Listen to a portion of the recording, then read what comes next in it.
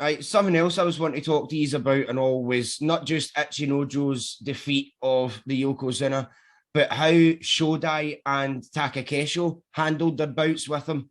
Shodai obviously with the Tachi Eye, and then kind of taking that step back and shifting, leaving him on his belly, and Takakesho was just having none of it. He seemed to be more ready for Terunofuji than I've seen him in well over a year. So what do you think about his bouts with the two Ozeki? Yeah, well, if you keep Terunofuji moving, he's that's when you're going to beat him. I think. If he gets you, especially that horrible bloody arm, I think it could be very dangerous. And I know John's brought that up in the chat before. Maybe you can put some more light on the shades of Kyle. Yeah, absolutely. But they did great. I mean, Terunofuji's one weakness is his knees, and he can't move left or right, or but he go around in circles very well. He's got to grab you at the at the Tachi Eye and manhandle you out, straight back if he can. Aye. Yeah. Aye. Well, as you were saying, Broom, when he had trouble a bit with Ichinojo going chest to chest with him, so he had Terunofuji lets the other guys into try go for normally the double inside grip is all you need, but not against somebody that big. So that's why he lets them in, and then he thinks, oh, which arm will I yank off now? And he's able to throw them. Yeah, often I was taught that you kind of have to get that the double outside vice around the elbows, and then you lift their shoulders up, and there's nothing much they can do. I was told you have to get that quickly, but it doesn't matter with Terunofuji because he's still got the reach to go around the back. He just couldn't do that with Ichinojo. Nobody's arms are that long.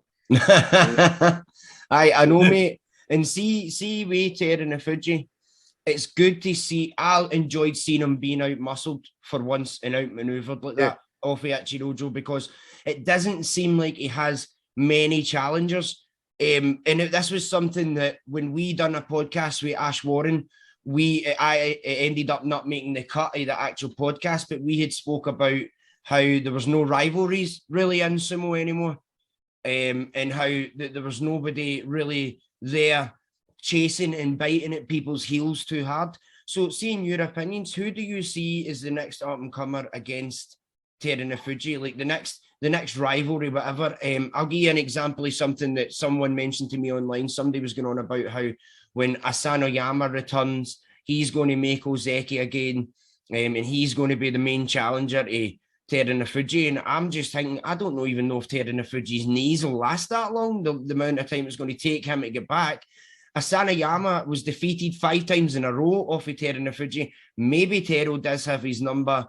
Maybe Asanoyama will figure it out and go away with this time, because he seems to be doing well in all. Sandan May 22 took the Yusho, took Zensho Yusho. Surprised nobody is shocked by that. So who do you see as the next up-and-comer to either take on the Yokozuna properly, or just strong rivalries in general? I completely agree with you. If Asanoyama gets back up in time, Terunofuji and him are going to have a nice little showdown. And I think once Terunofuji gets his 10 Yushos and he becomes a Dai Yokozuna, I don't think it'll be too long after that when you retire. I think that's probably, his knees just can't handle it. I mean, he's hanging in now. Like I said, one bad fall or one. But every time he fell off that Dohyo, right, all he did was hop on his, on his better of his bad knees. Right, he was so worried about it. You just saw it every time he came off. And like I said, it's one bad or awkward fall, and it's all over. He's going to take a year off to recuperate, which they can. Which they can, but nowadays, and by that time, Asanoyama will be back up there, waiting for it. I was actually impressed because the best way to beat, I was impressed that Terunofuji was able to stand his ground quite often, because he was spun around a lot by a couple of the pygmies. That's a good trick where you don't even need that much strength. You kind of grab them by the mawashi and you sort of pull back and they come with you. But he was able to withstand that a lot, because the best way to get somebody that big is to push them sideways. Big behemoths have trouble moving sideways, but for some reason he was often able to recover from that, grab an arm and chuck them down with he actually used quite a few different techniques, but I think the itching powder in his mawashi will be a couple of them.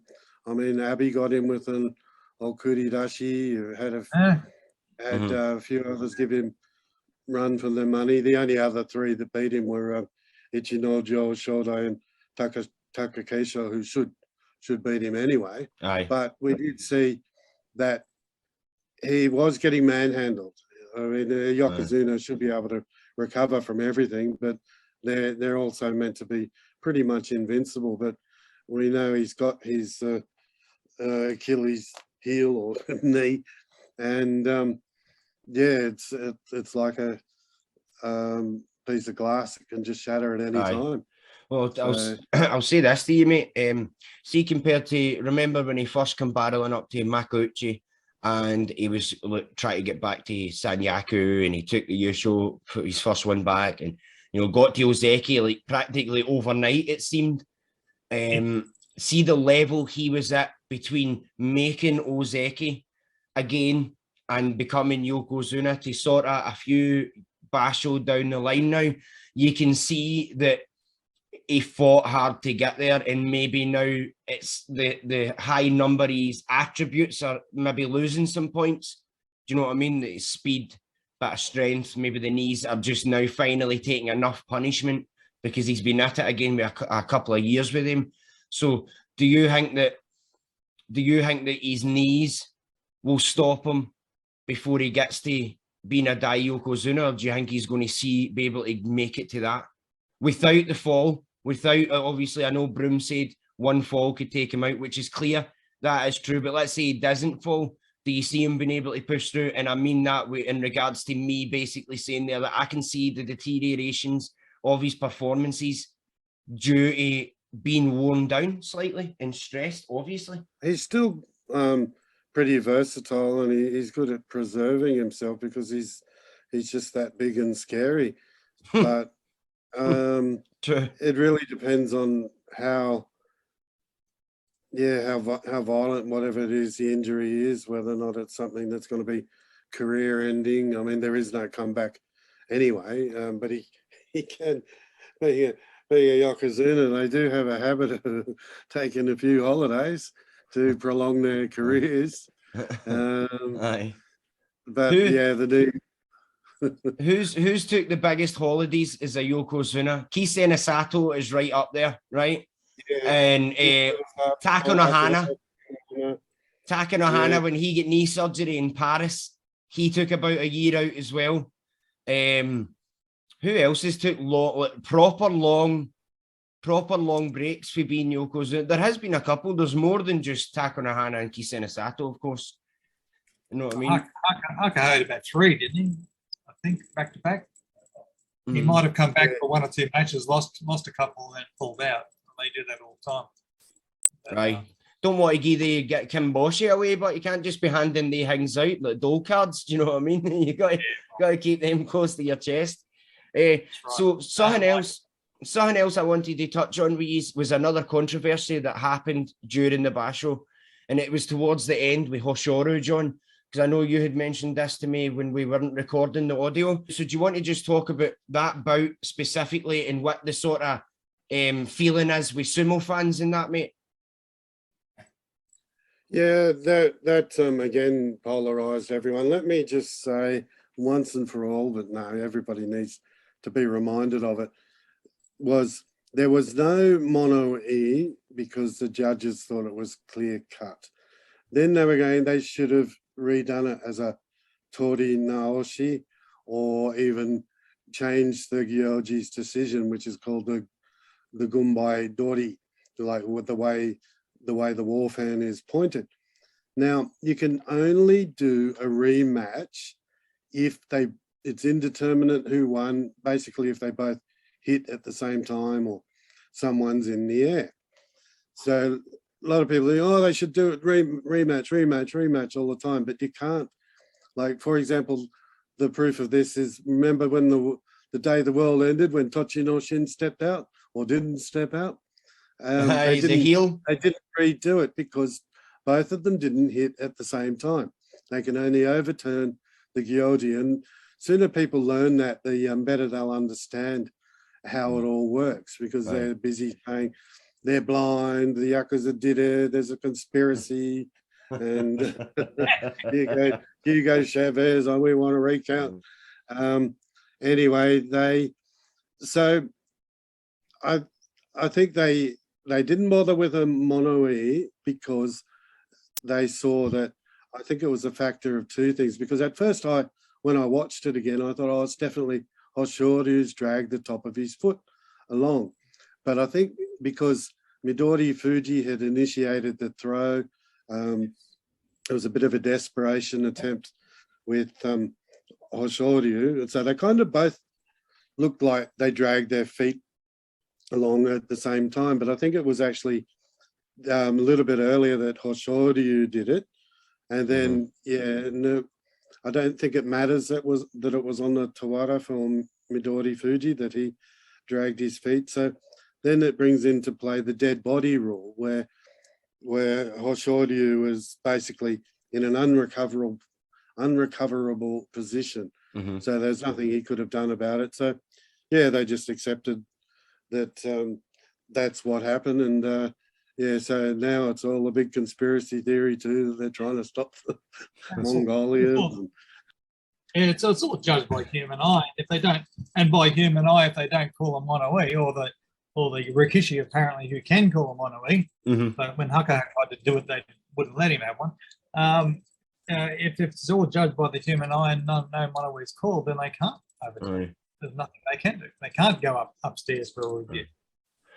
Do you remember that time that Hakuho actually tried to call a mono-e? I think it was against Yoshikaze, and he said that he hadn't been ready yet, and it should have been a mata, and he was like pure not wanting to step back up in the dohyo, which actually reminds me of another time, and I want to say that it was Kakeru vs Kisena Sato, and Hakuho was just sitting waiting on his bout being next to a judge at ringside, and he put his hand up, and they actually reversed the decision and gave Kakeru the win because Hakuho was right. It was they gave the wrong decision, so that's quite comical. Hakuho, man, what a character, by the way. Honestly, he was like Asashoryu in a way, only he was much smarter about it. Asashoryu is more, we'll smash it up and then we'll apologize. You know what I mean? And Hakuho he'll put cracks in the back, so if you slam the door too hard, it'll all fall apart, sort of thing. You know what I mean?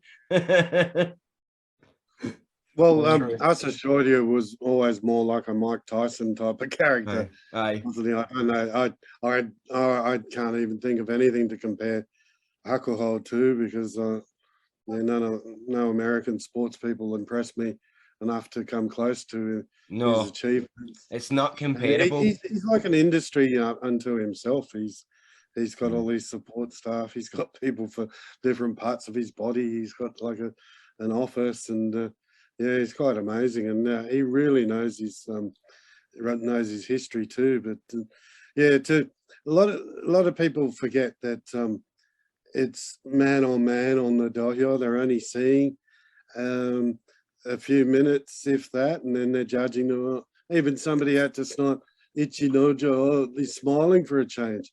Well, you're obviously new to sumo. He smiles a lot. He's got a lovely smile, and he's very quiet. And we had a few mind readers this basho, didn't we? Giving their opinions, and I don't get why everyone, I don't like him, and then so what? Just enjoy it. Let these guys do whatever, because at the end of the day, they're off having a beer and a bubble bath with each other.